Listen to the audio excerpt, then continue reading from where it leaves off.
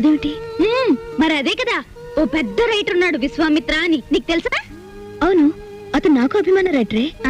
ఆయనంటే నాకు అభిమానమే. ఆయన్ని ప్రేమించాను. ఆయనంటే నాకు చాలా ఇష్టం. ఆయన పుస్తకాలంటే ఇంకా ఇష్టం. అందుకే ఆయన్ని ఏం చేసినా కాదనలేకపోయాను. పెళ్లి కాకుండానే నేను తల్లినయ్యాను. ఇంతలో చూసావా పాపం దేవుడేం చేశాడు? ఆయనకి ఒక లక్షాధికారి 20 లక్షల కట్నం ఇచ్చి వాళ్ళ అమ్మాయినిచ్చి పెళ్లి చేస్తానన్నట. వాళ్ళ అమ్మా నాన్న ఆ అమ్మాయిని చేసుకుని పట్టుబట్టారట. అందుకని ఆయన నా దగ్గరకు వచ్చి నేను ఆ అమ్మాయిని పెళ్లి చేసుకుంటాను, నిన్ను ఉంచుకుంటానే అన్నాడు. నేనెందుకు చెప్పండి బాబు ఆ పిల్ల జీవితంలో అడ్డు బాగుంటదా ఏమండి?